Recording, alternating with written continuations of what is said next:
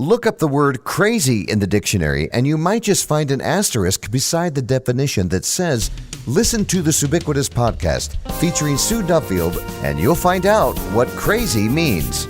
Sue's travelogue journey of unfiltered stories, impossible miracles, and faith-filled fun will be revisited right here. So buckle up and let's get going with this humorous travelogue of an unfiltered saint, Subiquitous. We've been continuing with embarrassing stories, and they just never quit. They never quit. And that's the best part of what I do, because I seem to attract people that have embarrassing stories. Becky Edwards, in fact, commented on a Facebook page of mine recently when we were talking about what we were mentioning just last week about being on stage and being musicians and even being in ministry in the church. There are so many crazy, crazy stories.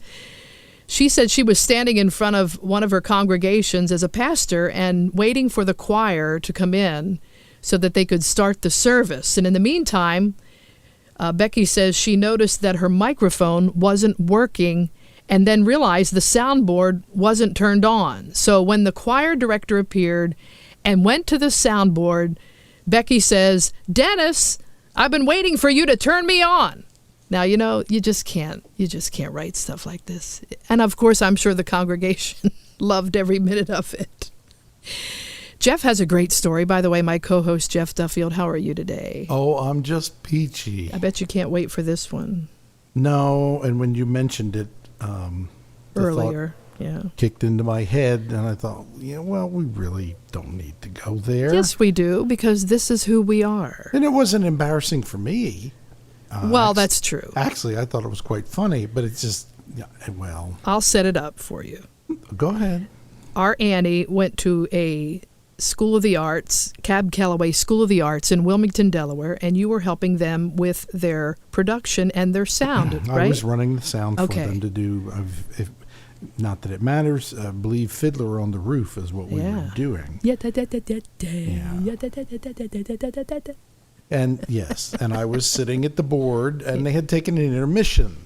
Okay. And the director, can't remember her name. Miss. Can see her. I can see her. Pretty. Actually, she's at Cecil County Community College now. Anyway. Yeah. I know. Miss. Call Annie. Annie will know. Well, I feel bad now. I can't remember her name. I know. But anyhow, she was walking down the aisle to start the second part of the program. Down in front, walking to the front of the auditorium, and she looked back at me, and she had a wireless microphone in her hand. Mm-hmm. Which I had turned off. Miss Eldrith. There you go. See? Yeah, there you go. We're going to talk about why that took so long in a few minutes. I can give you a couple of reasons. Anyway, so she's walking down the aisle, going to the front of the stage, and she turns as she's walking down there, and she turns around and looks back at me at the board and waves the microphone at me and says, "Turn me on." And I can't let an opening like that go. No. So I grabbed my polo shirt, the collar of my polo shirt that I had on, Yeah. and I pulled it down to expose my shoulder and all that. And she didn't quite know what to do. She wasn't expecting that. I can guarantee it. She was laughing quite a bit. It was pretty funny. It was funny. Yeah. All I remember is that it was around the school for weeks after that. Oh, was it? Oh, yeah, because Miss Eldrith said later on, all the kids were saying, "Oh, Miss Eldrith, you turned me on." So, you have Jeff Duffield to thank for that. I did not know that part. Oh, yeah. Oh, it was crazy. Oh, dear. But it was, funny? Just, one of those things that hits you at the moment, and you just go with it. I know. So I did. There you go. So I'm going to make an official announcement during this podcast. Oh, boy. I can hardly wait. Can you give me a little, like a little ching-a-ring-a-ring or a little introduction music that I can... Danny Kaye White Christmas Yeah, a little Danny Kaye, little ching-a-ling-a-ling-a-ling, something like that. Okay.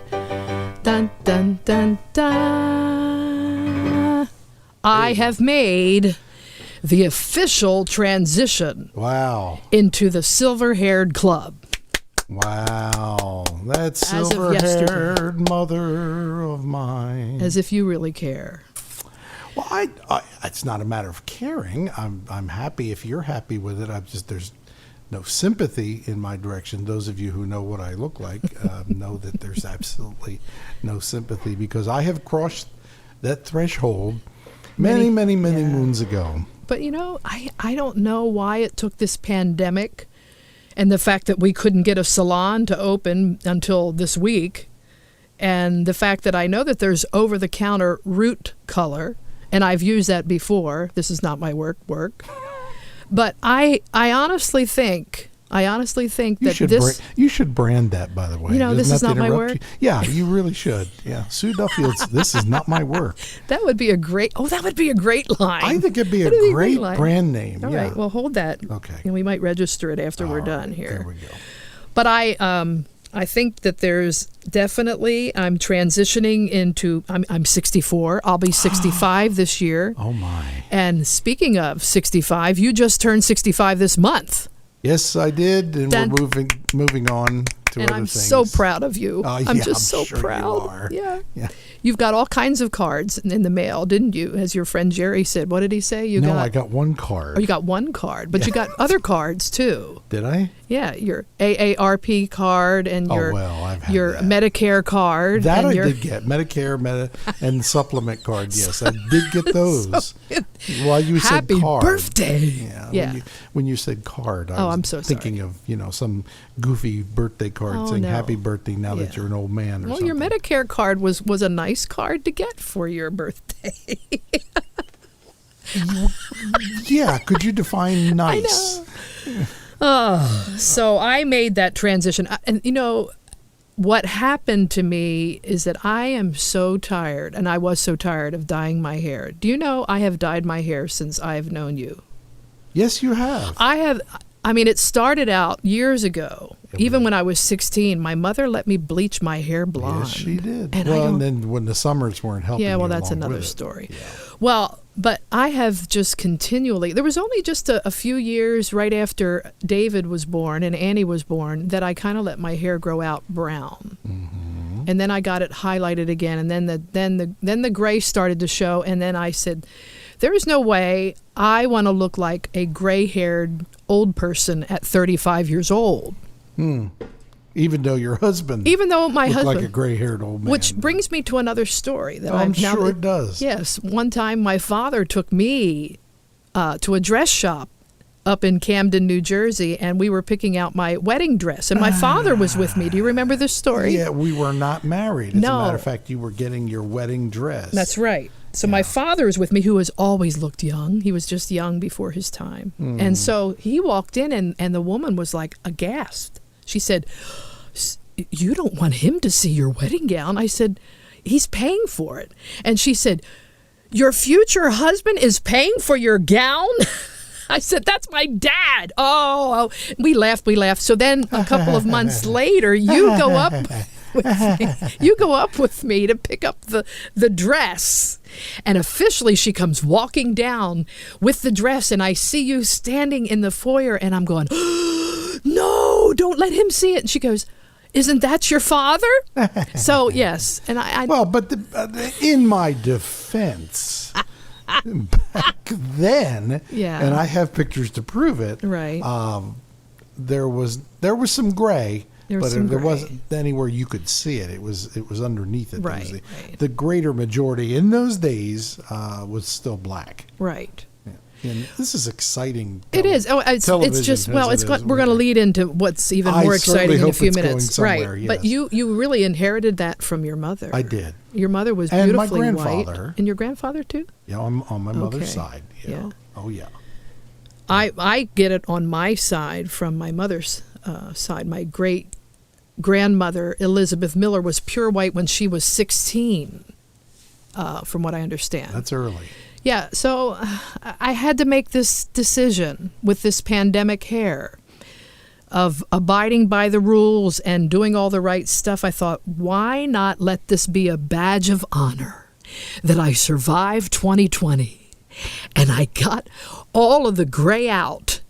And you know what? after going to the salon this week and coming home, I think I'm liking it. You're at peace, huh? I'm at peace with the world, as long as you are too. I subscribe to the Jeff Allen School of Living. Oh, what is that?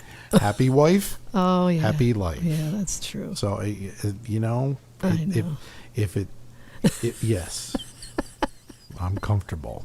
You're comfortable. Again, I've been in that category for many years now, so it's not a big deal for me. And of course, your quote unquote graying is moderate. You're a piker compared to. Oh boy, here we go. And I knew that was going to come. No, you're just getting started. You have a long way to go, baby, and all that kind of good stuff. Yeah, we're not calling you gray. I know. You're giving suggestions. That's about it. So really, coloring of hair has never been a big deal to you and I as parents even. I remember when David wanted to have that Pepe Le Pew look, when he wanted me to kind of give him a mohawk with a blonde streak right down the middle of his head. And you look like the lines going down the middle of the highway. And so, oh man, I got a bunch of flack from some of my friends that said, "How could you do that to your poor boy?" I said, "It's only hair. It grew long, out. Beautiful hair. I think it's shining. Yeah, it's there's bigger fish to fry. It lasted a month, maybe. Yeah. The hair, and that was the only time he did it. He loved it though, and you know what he thought? Let me tell you something. I guarantee this. He thought his mother was pretty cool, because it was Y2K, if you remember that. That's exactly correct. 1999, New Year's Eve. Yeah. We're in a church in West Virginia, and we're huddled. Everybody's expecting the lights and everything to go off. The world was going to end. Yeah. And I thought, why not go out with a shining light? Let's dye our kids' hair. And then so the clock struck 12 and nothing happened. And nothing happened. He had the yellow strip up the middle of his head. Well, I'm going to talk in a little bit, Jeff, about what gray hair signifies. It's not just, I would call it wisdom, as Scripture says, but it's also a result of what I would call stress highlights. Okay. What is it about every president of the United States that when they're voted in, and then at the end of their fourth year, you start to see, unless they color their hair, which most of them didn't, but you see how they turn gray very quickly. Mm-hmm. So that to me is like a stress highlight thing. There is that. Yeah. Is it just me that sees that, or are there other people that see that? Very much so. I don't know if that's my case or not. Yeah. There's an obvious joke there that I'm not going to go anywhere near, because as I mentioned a few moments ago, I subscribe to the Jeff Allen Happy Wife, Happy Life. That's it. Well, I admit to you, I think especially after last year, I think the gray accelerated in my head, and I do believe that. How would you know that? Well, I could tell. It was covered. I know, but you can see the roots coming through. Oh. And so I noticed that it was a lot whiter, a lot brighter, a lot gleamier. Is that a word? Gleamier? Gleamier, yeah. Brighter, more gleamy. Oh, I don't know. Whatever. Gleamy. And so the act of becoming gleamy. Yes. And so the stress highlights have just gone, and so I just decided to go with it. So another little ching-a-ling-a-ling for you. Can you give me another little introduction? Give me a second. Okay. Here. I have to wipe off my hand. Okay. Oh, I know. I'm sorry what I did to him. I think I burned his hand. Da. Yeah. So now I have decided not only to be part of that wonderful elite club, but I've also decided to call my hair not gray, but silver. Doesn't that sound better? Sure. Doesn't it sound better? I'm not going to argue. Silver hair, silver hair. It's senior time and it's a pity. I don't know. Anyway, just, you make up songs as you go along. Mm-hmm. So silver, I think, makes the transition even better.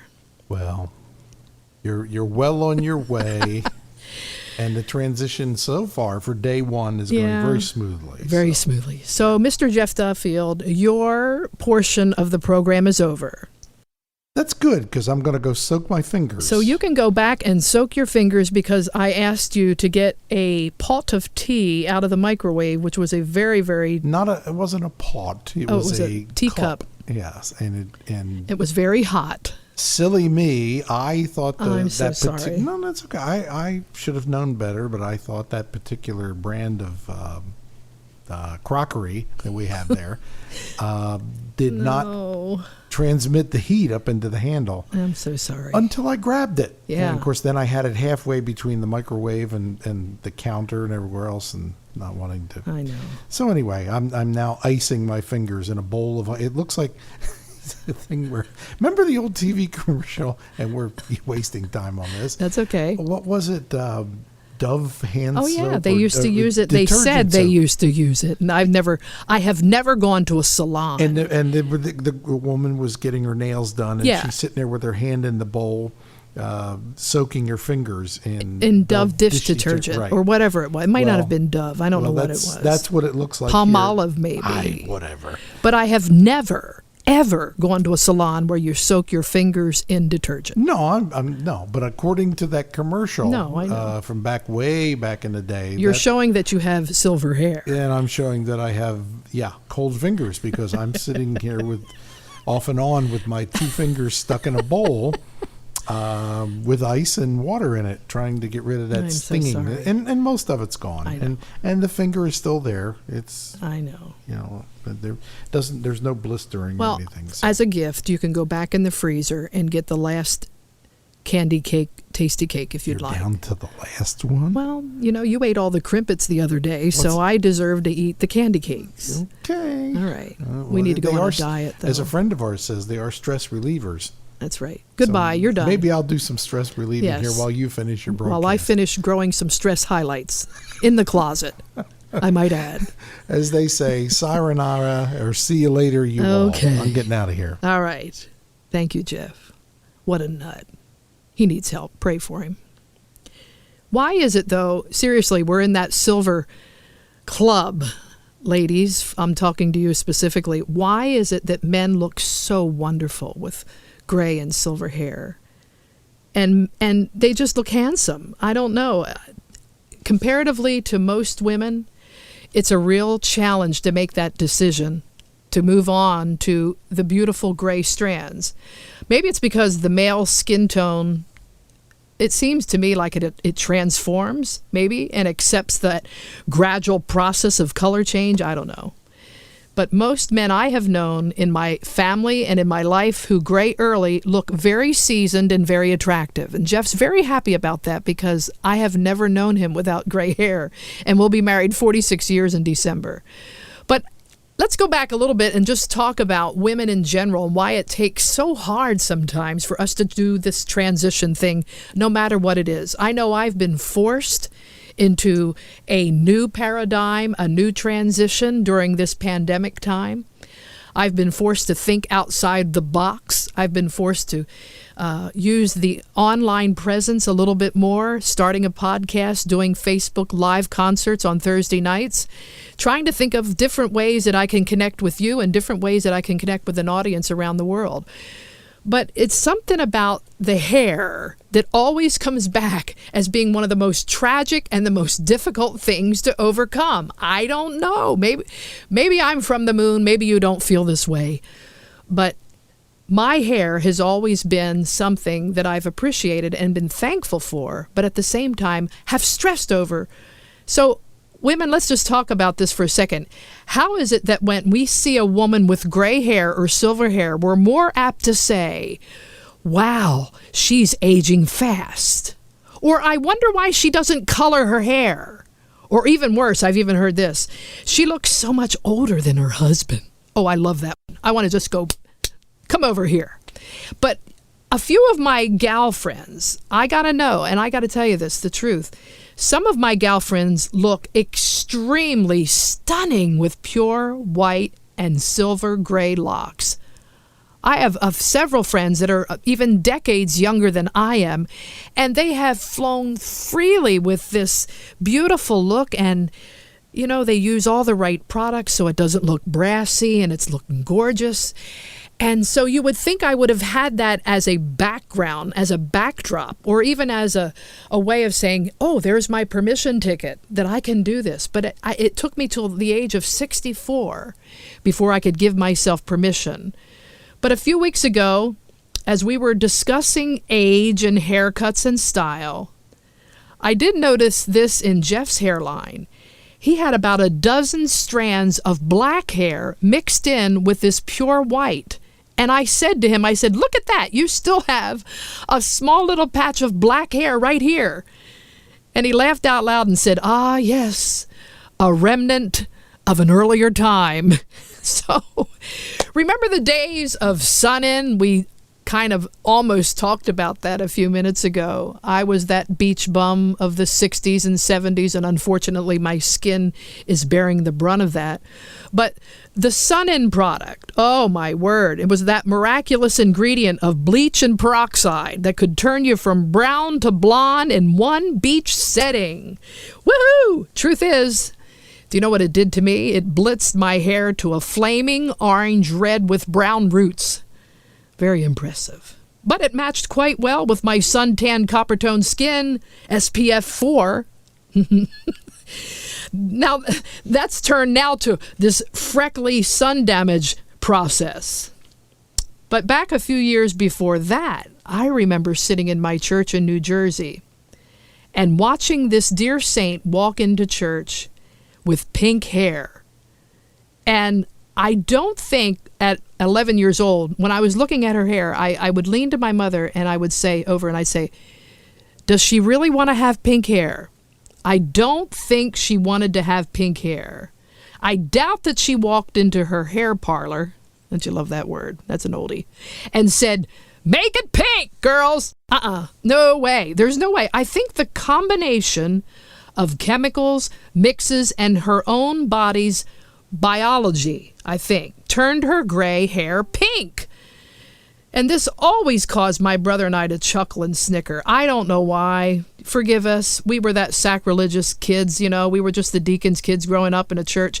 But we just loved to laugh at this woman with pink hair. And one day we saw the woman walk by as we sat in the church parking lot. And it was Easter Sunday. And I leaned over to my brother and I said, yep, it's Easter Sunday, all right. There's Miss Pink Hair. She's just perfectly fitting in. Oh, my word. But gray, silver hair is doing something around the world and making an incredible big splash right now. It's becoming quite fashionable. In fact, a lot of fashion magazines and shows are featuring famous women who have given up the hassle of keeping up with their roots and are saying, you know what? The silver spirit is alive and well. I finally took the plunge. And so far, no one has told me I look older or elderly. And you know why? Because they're not saying it. Because we don't want to offend anyone. Maybe they're thinking it, but they're not saying it. But in fact, some have said, you know what? I look and carry it just right. And you know, I think the biggest thing is the hairstyle. So I have a few hair-raising realities to look at.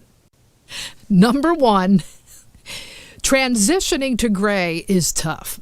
Ladies, it is really tough for some reason. Some of us can smoothly go into it, and some of us, it just takes forever to even thought process it. But take your time and start with a shorter cut, maybe to smooth the gradual growing out process. Number two, get professional help. I don't mean necessarily in the brain, but get professional salon help to help you balance your skin tone and makeup and keeping the vibrancy of your face the real focus. I like that one. And number three, many new products are available that will keep your gray gorgeous and silver. And I found just this week that the Clairol Shimmering Lights shampoo and conditioner is just as good as those pricey salon versions. And number four, going gray and silver is chic. Come on, girls, give yourself a hand. It's fun. I guarantee you, I mean, I've had a lot of women say to me that I'm heroic, as if I won the Nobel Peace Prize here. I have not, but I'm letting my hair grow out and I feel such freedom. So there is a fun website to check out, too. It's called goinggraylookinggreat.com. Goinggraylookinggreat.com. It's pretty cool. But truly, when we get right down to it, Proverbs 16:31 says this, gray hair is a crown of splendor, and it's attained in the way of righteousness. In other words, even in your old age, I am he, and even to white hair with age will I carry you. I have made and I will bear. Yes, I will carry and will save you. That's from Isaiah 46:4. So even when you're old, I'll take care of you. That's good. I like that. Even when your hair turns gray, Scripture says God will support you. I made you and will continue to care for you. I'll support and save you. And to whom will you compare me and make me equal? To whom will you compare me so that we can be alike? And even in Psalms 71:18-19 says, even when I'm old and gray, don't abandon me, O God. Let me live to tell the people of this age what your strength has accomplished. To tell about your power to all who will come. Your righteousness reaches to the heavens, O God. You have done great things. Then in Proverbs 20:28-29 says, a king will remain in power as long as his rule is honest, just, and fair. And we admire the strength of youth and respect the gray hair of age. Leviticus 19:32 says, show respect for old people and honor them. I'm gonna make a bumper sticker out of that one. Show respect for old people and honor them. And one of my favorite thoughts is this. There is no gray area right there when you show respect for people who have a crown of glory. I was taught at a very early age to respect those who had gray hair. And now it seems like they're getting younger. Maybe it is more genetics. Maybe it is more stress highlights because of what we're doing during this era of time. But I guarantee there is no gray area here when it says we show respect for those who have graying hair.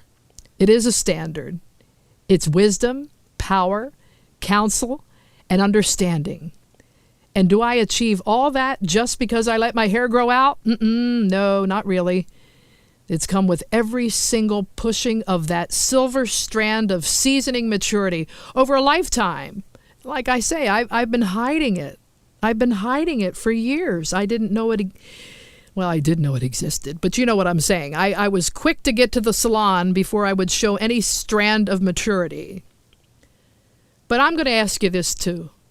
Live long, my silver friends.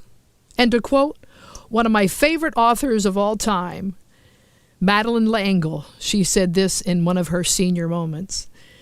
The great thing about getting older is that you don't lose all the other ages you've been. There's no gray area there. I'm pushing my roots through, and I'm grateful, and it's just the beginning. Until next time, this is Subiquitous Podcast, Sue Duffield here. We'll see you a little bit later.